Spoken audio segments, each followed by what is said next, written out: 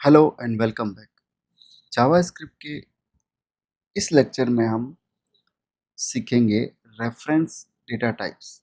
हमने पिछले वीडियो में देखा कि प्रिमिटिव डेटा टाइप्स कौन कौन से हैं, स्ट्रिंग, नंबर, बूलियन, अनडिफाइंड, नल, ये सब सीखा। अब हम जो जावास्क्रिप्ट की एक तो कैटेगरी थी प्रिमिटिव डेटा टाइप्स, दूसरी कैटेगरी है रेफरेंस डेटा टाइप जिनको ऑब्जेक्ट डेटा टाइप भी कहते हैं।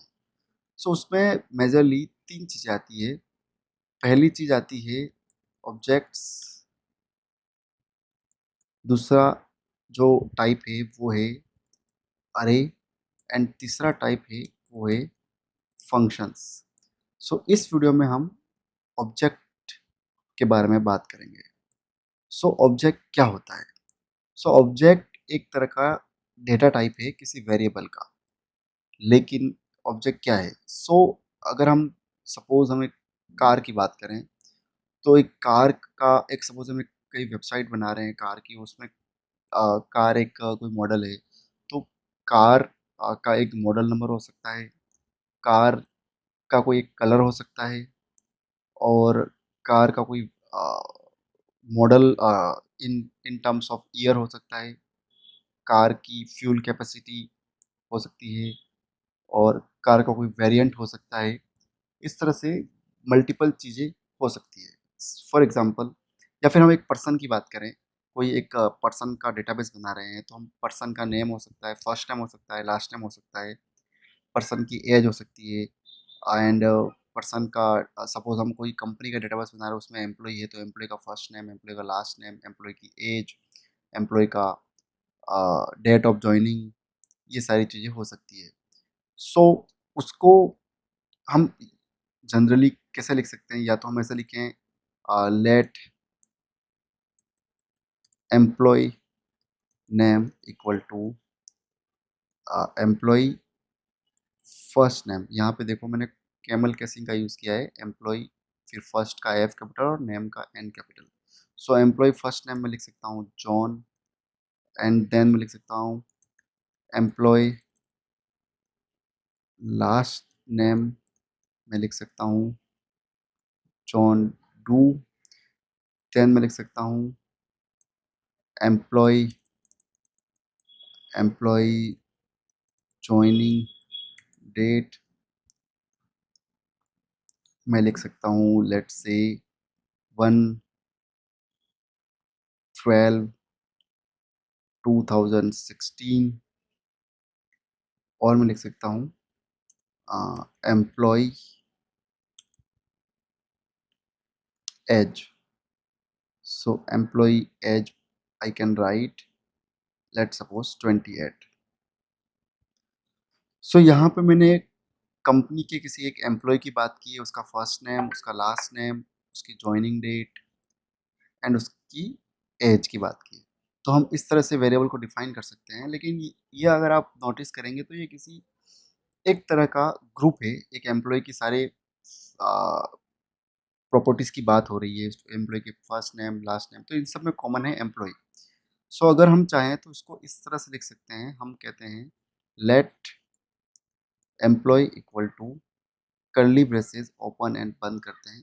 तो ये जो मैंने डिफाइन किया है लेट एम्प्लॉय और उसके आगे कर्ली ब्रेसेस, तो इसका जो डेटा टाइप होता है वो होता है ऑब्जेक्ट।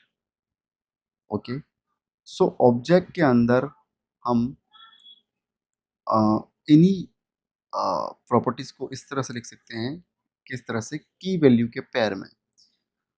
इसमें की हमारी फर्स्ट की हो गई फर्स्ट नेम, और instead of writing equal to sign मैं यहाँ पे कॉलन साइन लिखूंगा।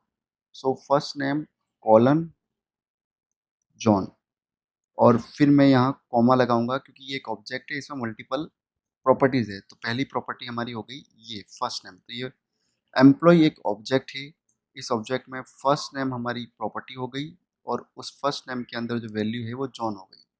दूसरी प्रॉपर्टी हम बनाते हैं लास्ट नेम।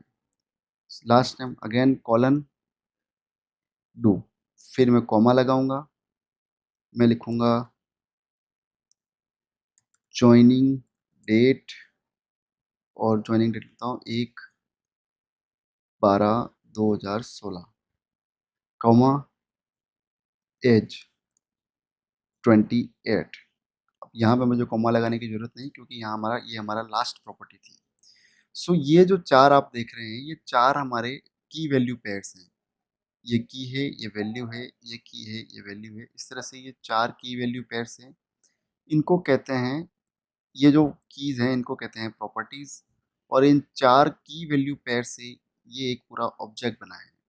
सो हम 4 अलग-अलग वेरिएबल डिफाइन करने की बजाय एक वेरिएबल डिफाइन कर रहे हैं एम्प्लॉयी, और उस एम्प्लॉयी के अंदर एक ऑब्जेक्ट बना के हमने 4 अलग-अलग वेरिएबल ग्रुप कर दिए। तो इसको मैं कर देता हूँ कमेंट, और इसको मैंने लिख दिया इस तरह से।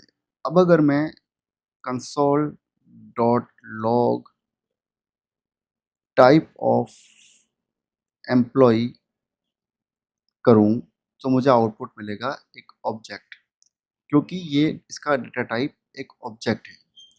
सो ऑलवेज रिमेंबर कि ऑब्जेक्ट में जो वैल्यूज होती है वो की पेयर के कॉम्बिनेशन में होती है। अगर मैं ये टाइप ऑफ हटा दूँ तो मुझे इसकी वैल्यू कंसोल में लॉग हो जाएगी। तो ये देख सकते हैं कि इसकी वैल्यू इस तरह से लॉग हुई है कि ये जो पूरी पूरी वैल्यू लॉग हुई है, इसमें हम देख सकते हैं कि 4 प्रॉपर्टीज़ हैं, एज है, फर्स्ट नेम है, जॉइनिंग डेट है और लास्ट नेम है। सो इस तरह से इसकी वैल्यू प्रिंट होगी। अगर हम चाहें कि हमें सिर्फ एम्प्लॉय का फर्स्ट नेम चाहिए तो हम लिख सकते हैं डॉट फर्स्ट नेम। अगर आप नोटिस करेंगे तो इस ऑब्जेक्ट के आगे जैसे ही मैं डॉट लगाऊंगा तो ये ब्राउज़र मुझे इसके अंदर की सारी प्रॉपर्टी सजेस्ट कर देगा, age, first name, joining date, last name. So मैंने फर्स्ट नेम सेलेक्ट किया और मैं इसका प्रिंट करूँगा तो ये देख सकते हैं आप, जॉन आ गया। इसी तरह से मैं एज प्रिंट कर सकता हूँ 28। तो अगर हमको प्रॉपर्टी एक्सेस करनी है तो मैं ऑब्जेक्ट डॉट और फिर प्रॉपर्टी का नेम लिखूंगा। सो इसको एक और तरीका है जिससे अगर हम कर सकते हैं, अगर हम console dot log employee first name अगर मैं लिखता हूँ इस तरह से, तो भी हमारे पास एज आउटपुट जॉन आएगा। सो मैं चाहूँ तो एम्प्लॉय डॉट फर्स्ट नेम भी लिख सकता हूँ, या फिर एम्प्लॉय और फिर ब्रैकेट का यूज़ करके उसके अंदर भी हमारी की का नेम लिख सकता हूँ। सो ये 2 तरीके हैं। पहला जो जो होता है उसे कहते हैं हम डॉट नोटेशन, और दूसरा होता है उसे कहते हैं हम ब्रैकेट नोटेशन। सो ये जो है ये एक डॉट नोटेशन है और ये एक employee notation, sorry, bracket notation है। दोनों का पर्पस सेम है। हम चाहें तो इस तरह से डॉट लगा के लिख सकते हैं, चाहे तो हम इस तरह से ब्रैकेट बना के लिख सकते हैं। बट जो ज़्यादा ट्रेंड में है, ज़्यादा ज़्यादा यूज़ आता है, आपको वो बाय डिफ़ॉल्ट यूज़ करना चाहिए, वो है डॉट नोटेशन, क्योंकि ये बहुत सिंपल है। ऐसा नहीं है कि ब्रैकेट नोटेशन यूज़ नहीं आता, देयर आर सच केसेस जहाँ पे हमको ब्रैकेट नोटेशन यूज़ करना पड़ता है। बट आई रिकमेंड कि बाय डिफ़ॉल्ट आप फर्स्ट नेम यूज़ करें अनटिल अनलेस ऐसा कोई यूज़ केस बने जहाँ पे हमको ब्रैकेट नोटेशन यूज़ करना पड़े। तो ये एक ऑब्जेक्ट के अंदर प्रॉपर्टीज़ को एक्सेस करने का तरीका होता है। इसको मैं क्लियर कर देता हूँ। अगर मुझे इनकी अंदर की प्रॉपर्टीज़ की वैल्यू चेंज करनी है तो भी मैं ऐसे लिखूँगा, employee dot age equal to 29। तो अब अगर मैं कंसोल डॉट लॉग करूँ एम्प्लॉय को, सो यहाँ पे अगर आप देखेंगे तो एज जो है वो चेंज होके 29 हो गई है। या फिर मैं सीधा लिख सकता हूँ एम्प्लॉय डॉट एज, तो आउटपुट आ जाएगा 29। सो बेसिकली ऑब्जेक्ट जो होता है वो एक ग्रुप ऑफ वेरिएबल्स कह सकते हैं, जिसके अंदर हमने क्या किया कि हमने हमने देखा कि यहाँ पे एम्प्लॉय एम्प्लॉय कॉमन है, तो एम्प्लॉय का एक ऑब्जेक्ट बना दिया मैंने और उसके अंदर सारी प्रॉपर्टीज लिख दी। सो इसका यूज़ कहाँ है? इसका यूज़ ये है कि हम instead of creating multiple variable, code ज़्यादा मैनेजेबल लगता है अगर हम ऑब्जेक्ट्स का यूज़ करते हैं, specially for single type of variables. So बार बार नए वेरिएबल बनाएंगे तो कोड ज़्यादा कंफ्यूजिंग हो सकता है हमारे लिए, तो हम एक ऑब्जेक्ट बना देंगे और उस ऑब्जेक्ट में लिख सकते हैं। दूसरा एग्जांपल लेते हैं हम। लेट सपोज हम बना रहे हैं कार नेम।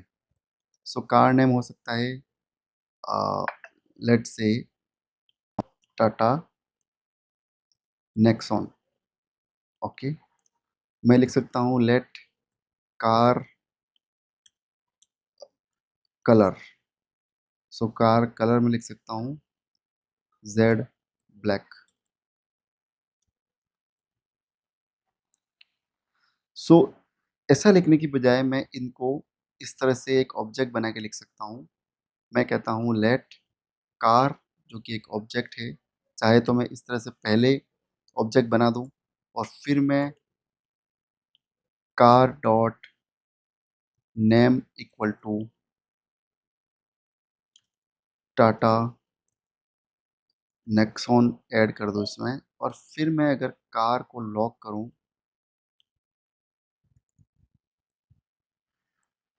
सो कार के अंदर अभी एक प्रॉपर्टी है नेम, जिसमें वैल्यू है टाटा नेक्सॉन। अगर मुझे और प्रॉपर्टी ऐड करनी है तो मैं लिख सकता हूँ car dot colour equal to jet black. अब मैं इसको सेव करूंगा तो मेरे इस ऑब्जेक्ट में दो प्रॉपर्टी आ जाएगी, कलर एंड नेम। सो मैं चाहूँ तो एक बार ऑब्जेक्ट को इनिशियलाइज करके उसके बाद मैं उसके अंदर प्रॉपर्टी ऐड करना चाहूँ तो भी कर सकता हूँ, या फिर मैं इसको इस तरीके से भी लिख सकता हूँ let car equal to object, और उसके अंदर मैं लिख देता हूँ name colon Tata Nexon and colour colon jet black. अगर ये तरीका लिखता हूँ तो भी हमारे पास सेम आउटपुट आएगा। सो कब हम इस तरह से लिखते हैं और कब हम इस तरह से लिखते हैं वो डिपेंड करता है यूज़ केसेस पे। अगर हमको इनके अंदर की प्रॉपर्टीज़ के नेम पहले से पता है तो हम शायद इस तरह से लिख सकते हैं। बट अगर हमको नहीं पता है तो हम क्या करेंगे, पहले ऑब्जेक्ट को इनिशियलाइज कर देंगे और बाद में अगर हमको रन टाइम पे इनकी प्रॉपर्टीज़ के बारे में पता चलता है तो हम उनको ऐड करके लिख सकते हैं, या फिर हम मॉडिफाई कर सकते हैं। लेट सपोज हमने ये लिखा इस तरह से, और बाद में हम कार का कलर चेंज करना चाहते हैं तो मैं लिख सकता हूँ car dot colour equal to grey, और लेट्स से ब्लू। और अब अगर मैं कार, या तो मैं कार को डायरेक्ट लॉक कर सकता हूँ, अगर मैं चाहूँ तो कार का कलर भी एक्सेस कर सकता हूँ। तो अगर हम यहाँ आउटपुट देखेंगे तो कलर का आउटपुट आ गया है blue. So basically object recommended होते हैं अगर आप वेरिएबल्स को ग्रुप कर सकते हैं। अगर ऐसा कोई यूज़ केस है तो इट्स बेटर कि आप ऑब्जेक्ट को वेरिएबल्स को कंबाइन करके एक ऑब्जेक्ट बनाएं और उसको यूज़ करें।